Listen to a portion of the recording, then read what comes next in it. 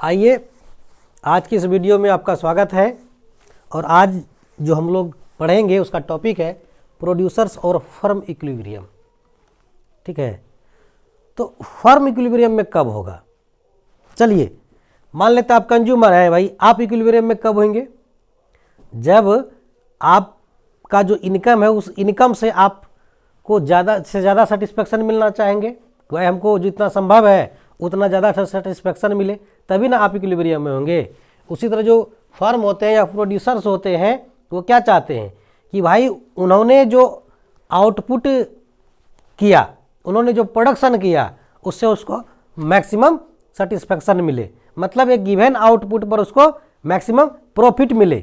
जो फर्म होते हैं या प्रोड्यूसर होते हैं वो चाहते हैं मतलब जितना उन्होंने प्रोडक्शन किया उसमें से उसको अधिक से अधिक मुनाफा हो। तो भाई तो फर्म के लिए तो यह ज़रूरी हो गया कि भाई जानना चाहेगा कि हमें किस पॉइंट पर जो है मैक्सिमम प्रॉफिट मिल रहा है, तब ना। अगर फर्म ये जाने नहीं पाए कि भाई कितना हम प्रोडक्शन करेंगे कि हमको मैक्सिमम जो है या अधिकतम लाभ मिले, तो प्रोड्यूसर इक्विलिब्रियम में कब होगा इसको मापने के लिए जो है पैमाना है वो दो है। फर्स्ट नंबर जो है वह है टोटल रेवेन्यू, इसको टीआर कहते हैं, और टोटल कॉस्ट जिसको टीसी कहते हैं मेथड। और दूसरा होता है मार्जिनल रेवेन्यू,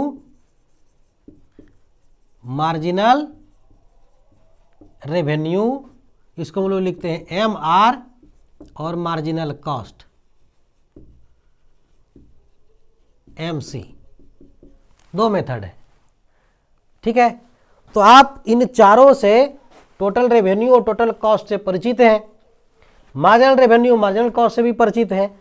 तो पहला कॉन्सेप्ट देखते हैं कि फर्म इक्विलिब्रियम थ्रू किसके द्वारा? ये जो टोटल रेवेन्यू टीआर है और टोटल कॉस्ट टीसी है। चलिए इसके पहले हम आपको पूछना चाहेंगे कि भाई टोटल कॉस्ट जीरो होगा क्या? टोटल कॉस्ट जीरो नहीं होगा, कभी जीरो नहीं होगा टोटल कॉस्ट। कहिए क्यों? देखिए हम आपको दो ग्राफ दिखाते हैं, अब बताइए टोटल कॉस्ट जीरो कैसे होगा? वाई। चलिए जो टोटल कॉस्ट है वो क्या है? Total variable cost plus total fix cost. उसी तरह एसी क्या होगा? Average variable cost plus average fix cost. देखिए फिक्स कॉस्ट तो हमेशा फिक्स रहता है, ठीक है, ये क्या है? TFC, total fix cost. ये हमेशा कुछ न कुछ जो है रहेगा, वह जीरो नहीं हो सकता है। फिक्स कॉस्ट कुछ न कुछ रहेगा। वेरिएबल कॉस्ट क्या है? अगर आपने प्रोडक्शन कम किया नहीं किया तो वेरिएबल कॉस्ट जीरो रहेगा। जैसे जैसे आप प्रोडक्शन बढ़ाएंगे आपका वेरिएबल कॉस्ट जो है बढ़ते जाएगा, टीवीसी। जैसे जैसे आप प्रोडक्शन बढ़ाएंगे वैसे वैसे आपका क्या होगा? टीवीसी बढ़ते जाएगा। तो टीवीसी तो जीरो से जाएगा, ठीक है, इस तरह से टीवीसी। लेकिन टोटल कॉस्ट क्या है? आपका टीवीसी अगर जीरो है तो भी total cost total fix cost तो इतना है, इसलिए फिक्स कॉस्ट हमेशा कम से कम इतना होगा और इस तरह से चलेगा। तो टोटल कॉस्ट इतना हो गया, क्योंकि टोटल कॉस्ट जो है टीएफसी प्लस टीवीसी है। तो कम से कम प्रोडक्शन आप नहीं भी कर रहे हैं, जीरो प्रोडक्शन है, तो भी इतना कॉस्ट तो पड़ ही रहा है। इसलिए टोटल कॉस्ट हमेशा जो है कुछ ना कुछ होगा, वह जीरो से शुरू नहीं होगा। लेकिन टोटल रेवेन्यू जो है, टोटल रेवेन्यू क्या होगा? टोटल रेवेन्यू जीरो हो सकता है। क्यों भाई? रेवेन्यू आउटपुट, आपने अगर एक भी यूनिट नहीं बेचा तो आपका रेवेन्यू कितना? जीरो। आप जैसे जैसे यूनिट बेचेंगे बढ़ेंगे तो टोटल रेवेन्यू आपका बढ़ेगा ना। और एक जब मार्जिनल रेवेन्यू आपका नेगेटिव हो जाएगा तो टोटल रेवेन्यू क्या होगा? घटेगा, इस तरह से। तो टोटल कॉस्ट देखिए किस तरह होगा, ऐसे। चलिए अब हम लोग समझते हैं कि भाई जो प्रोड्यूसर इक्विलिब्रियम है वह अपने इक्विलिब्रियम को जानने के लिए इस मेथड का कैसे इस्तेमाल करेगा। चलिए देखते हैं कैसे यूज करेगा उसको। तो अब तक में आपने क्या देखा कि टोटल रेवेन्यू और टोटल कॉस्ट को उसका कर्व को देख लिया आपने। अब जो जो फर्म जो है वो इक्विलिब्रियम में कब होगा, इसके लिए वो क्या करेगा, वह देखेगा उसका प्रॉफिट किस पॉइंट पर मैक्सिमम है। एक्स को, इसको वाई एक्सिस, यहाँ जो है रेवेन्यू और कॉस्ट को लेते हैं, ठीक है, और यहाँ जो है आउटपुट या क्वांटिटी कहिए, आउटपुट को लेते हैं। तो बताइए टोटल कॉस्ट जो है क्या होगा, टोटल कॉस्ट शुरू में क्या होगा, कुछ न कुछ तो होगा, जीरो तो नहीं होगा। मान लीजिए यहाँ तक टोटल कॉस्ट है तो बढ़ेगा टोटल कॉस्ट, लेकिन बढ़ने का रेट जो है शुरू में कम रहेगा और लास्ट में फिर तेज़ी से बढ़ेगा। क्यों भाई, क्योंकि जो मार्जिनल कॉस्ट होता है शुरू में घटता है, बीच में स्थिर होता है और उसके बाद फिर तेज़ी से बढ़ता है। जो मार्जिनल कॉस्ट जब तेज़ी से बढ़ेगा तो टोटल कॉस्ट भी तेज़ी से बढ़ेगा, ठीक है। लेकिन जो टोटल रेवेन्यू है वह जीरो से शुरू होगा। क्यों, क्योंकि अगर आप एक भी यूनिट को सेल नहीं कर रहे हैं तो आपका रेवेन्यू जीरो, और जैसे जैसे आप यूनिट को बढ़ाते हैं, बिक्री ज़्यादा करते हैं, वैसे वैसे आपका जो टोटल रेवेन्यू है वह बढ़ते जाएगा। और जैसे ही मार्जिनल रेवेन्यू आपका जीरो होगा, टोटल रेवेन्यू मैक्सिमम होगा, और मार्जिनल रेवेन्यू के जो नेगेटिव होने के बाद टोटल रेवेन्यू गिरना शुरू होगा, ठीक है। अब ये देखिए, तो फर्स्ट कंडीशन जो है कि टी आर और टी सी इक्वल जहां होगा, तो यहाँ दो पॉइंट पर इक्वल है, यहाँ भी और यहाँ भी। तो ये पॉइंट, इस पॉइंट को हम लोग कुछ नाम देते हैं ए और बी, इसको हम लोग कहते हैं ब्रेक इवन पॉइंट। क्या कहते हैं, ब्रेक इवन पॉइंट। इस पॉइंट से ना तो ये, अगर ये कम प्रोडक्शन करता है तो भी हानि है, और इससे अगर ज़्यादा प्रोडक्शन करता है तो भी हानि है। देखिए कैसे, चलिए ए पॉइंट पर आते हैं। यहाँ देखिए, कुछ नाम दीजिए इसको, एन नाम दे दिए, O1। यहाँ पर देखिए क्या है, अगर वो प्रोडक्शन नहीं, इसके पहले देखिए अगर प्रोडक्शन नहीं करता है तो भी इसका टोटल कॉस्ट है ये इतना, इतना तो उसको देना ही पड़ेगा। लेकिन यहाँ लॉस होने के बाद भी अगर ये अपना प्रोडक्शन धीरे धीरे बढ़ाता है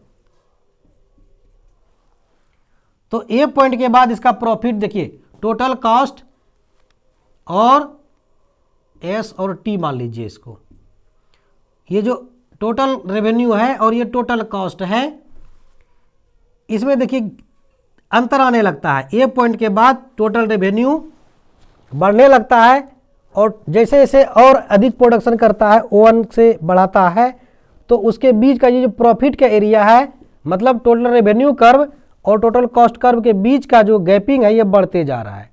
लेकिन बी पॉइंट के बाद इस पॉइंट पर जब वह आ जाता है तो यहाँ पर फिर देखिए total revenue total cost equal है, मतलब इससे और आगे अगर वह प्रोडक्शन करेगा तो इसको लॉस होना है। जैसे मान लीजिए यहाँ पर कुछ नाम दे दीजिए N3, इसको भी दे दीजिए कुछ नाम, R दे दीजिए, इसको मान लीजिए Q दे दीजिए इस पॉइंट को। अगर प्रोड्यूसर को ये पता चल गया कि भाई बी पॉइंट से अगर आगे हम प्रोडक्शन करते हैं तो हमें लॉस हो सकता है, मतलब इस पॉइंट तक उसका प्रॉफिट जो है जितना कमाना था उसने कमा लिया, इससे और ज़्यादा प्रॉफिट कमाने के चक्कर में वह कहाँ जाएगा, लॉस में चला जाएगा। तो ये प्रोड्यूसर को पता चल गया कि उसका जो इक्विलिब्रियम पॉइंट है, मैक्सिमम आउटपुट कितना प्रोडक्शन कर सकता, या कहिए कितना प्रोडक्शन कर सकता है, तो मैक्सिमम आउटपुट का जो एरिया होगा वह यहाँ से लेके O1 2 तक है। अगर अब कहिए O1 2 तक, तो यहाँ प्रॉफिट में यहाँ भी है O1 1 में, तो यहाँ तक क्यों नहीं करेगा।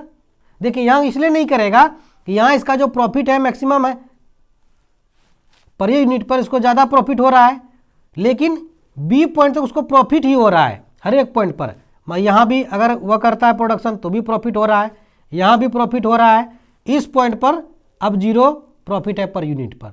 तो अब क्या करेंगे, इसके आगे वो प्रोडक्शन नहीं करेगा, ठीक है। अगर इसके आगे भी प्रोडक्शन करता है तब देखिए ये एरिया जो देखिए लॉस का एरिया है, और कोई भी फर्म इंडस्ट्री लॉस नहीं सहना चाहेगा, वह प्रॉफिट में रहेगा। इसलिए वह क्या करेगा कि ON 2 पर जो है वह अपना आउटपुट फिक्स कर देगा और मैक्सिमम प्रॉफिट कमाएगा। इतना कितना, ये जो साइडेड एरिया देख रहे हैं ये। अब सवाल है देखिए कितना, कि भाई तब इस पर प्राइस कितना है पर यूनिट, प्राइस का तो पता नहीं चला कितना प्राइस है। तो बाद में दूसरा कॉन्सेप्ट आया, वो था मार्जिनल रेवेन्यू और मार्जिनल कॉस्ट का कॉन्सेप्ट। चलिए उसको भी देखते हैं हम लोग। दूसरा कॉन्सेप्ट एमआर और MC concept, marginal revenue and marginal cost concept.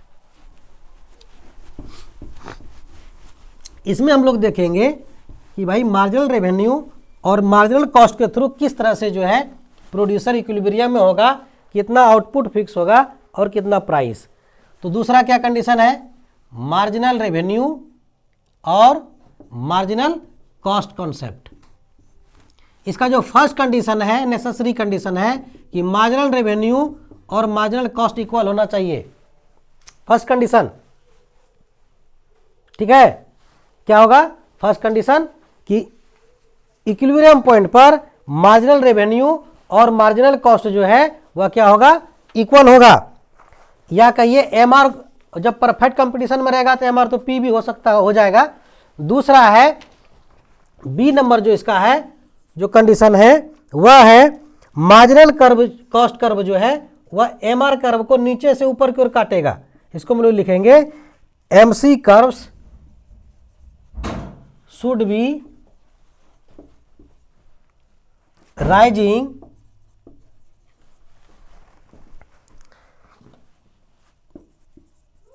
beyond the point of equilibrium।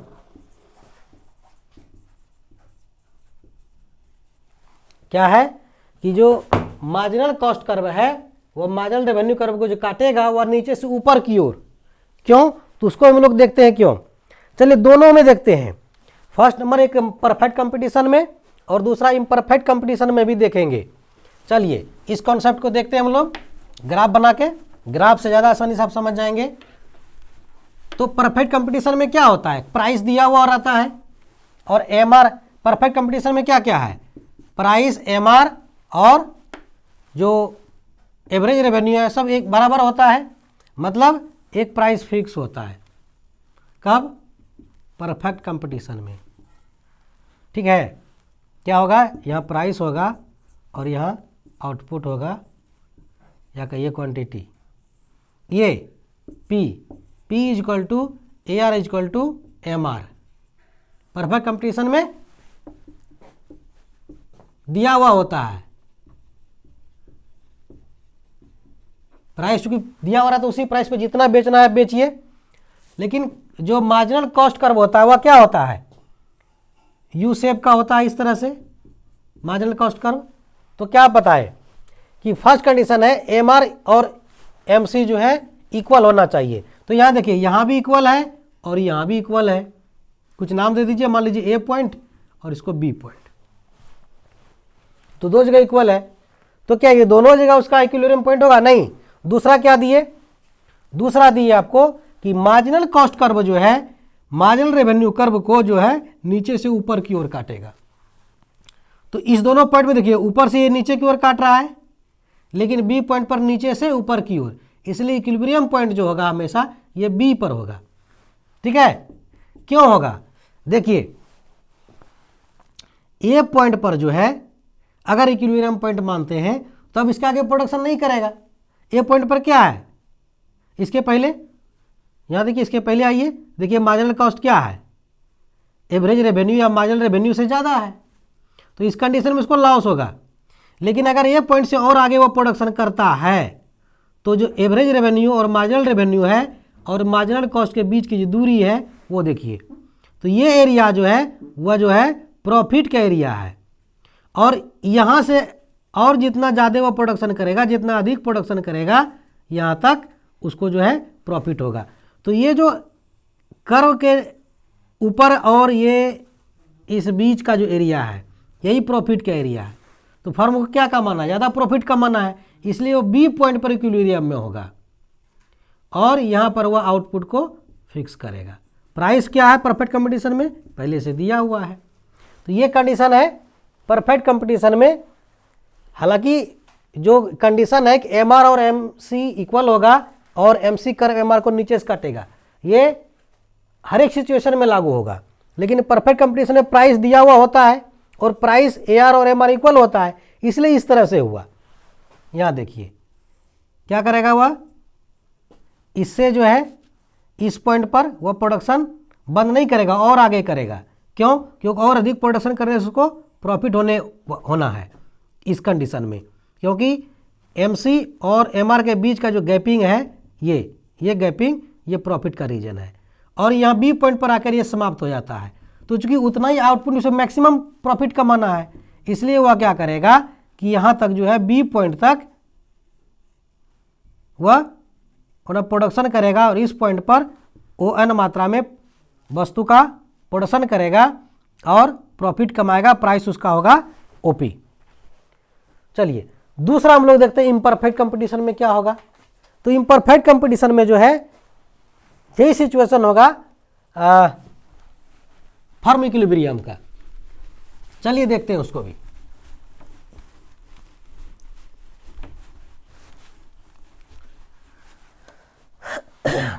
चलिए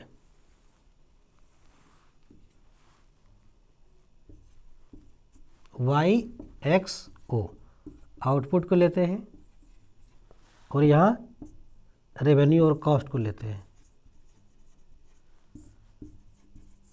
ठीक है, चलिए तो आप जान चुके हैं आप कर्व के बारे में, MR कर्व AR कर्व कैसा होगा। ये देखिए AR कर्व होगा इस तरह से, MR कर्व इसके नीचे होगा और क्या यहाँ से जाएगा, इसके हाफ से, ये है। और आप एवरेज कॉस्ट कर्व कैसा होता है, इस तरह से। मार्जिनल कॉस्ट कर्व भी इसी तरह से होगा।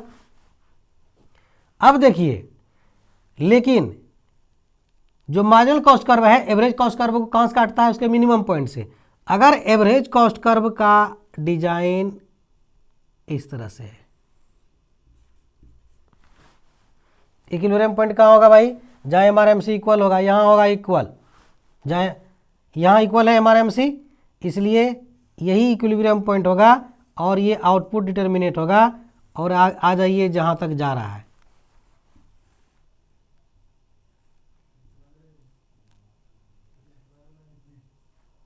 ये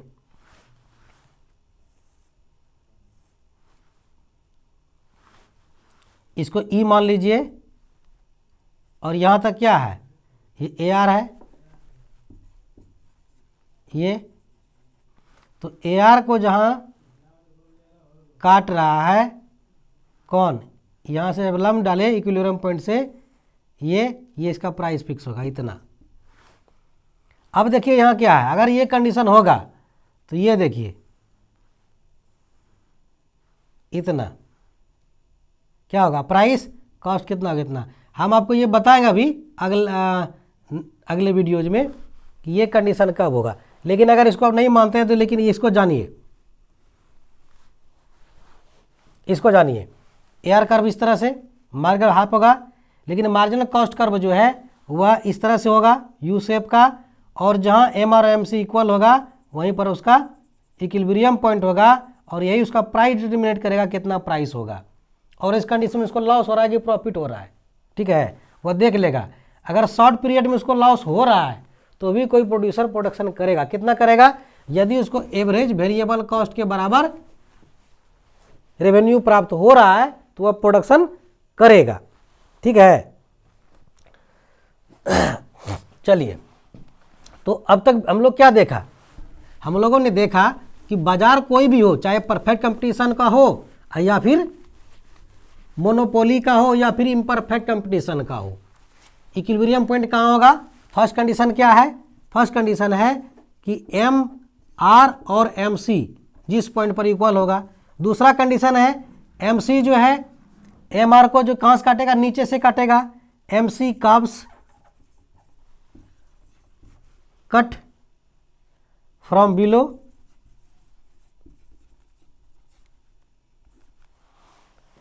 MC कर्व काटेगा MR को नीचे से। चलिए, तो कंडीशन अगर देखेंगे तो इस तरह से भी देख सकते हैं,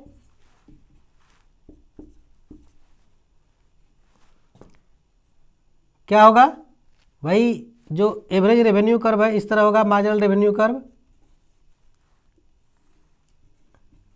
एवरेज के नीचे मार्जिनल होगा, और इस तरह से मार्जिनल कॉस्ट कर्व होगा।